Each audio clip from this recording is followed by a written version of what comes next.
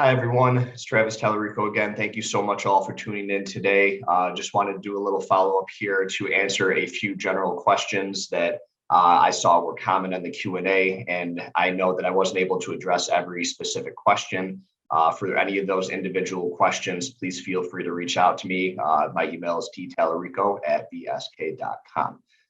So just to quickly go through a few of the general questions I was seeing in the chat. One of the common questions was if regarding the cap of three times that an employee is allowed to use, is eligible to use the quarantine leave. The question, I was seeing some common questions of, does that three times renew on an annual basis, or is that just kind of for an extended duration? The answer is the latter. So it's three times total, at least as the way that everything is currently written.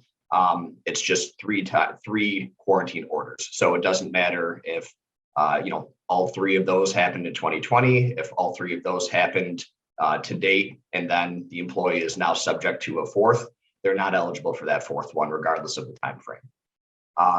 Another one, I got a couple of questions affirming if booster shots were covered under the vaccine leave. Yes, boosters are covered. So another 4 hours for any of the vaccine types. I also got some questions on the duration of leave for each order. So it doesn't matter if it was the first, second, or third, depending on what your employer classification is, you are obligated to provide the type of leave specified for each quarantine order.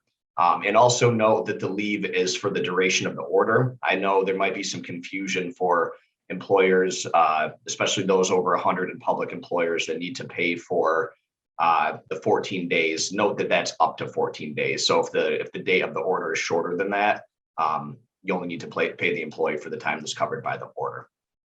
And a couple other ones quickly. I got a few questions if this was if this leave must be paid in addition to paid sick leave, and the answer to that question is yes.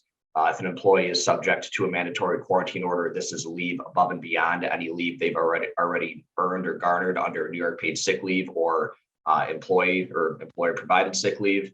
And finally, the last question commonly that I got is if a employer directs a employee to go home due to concerns over COVID exposure, do they need to pay that employee? And the answer to that question is yes.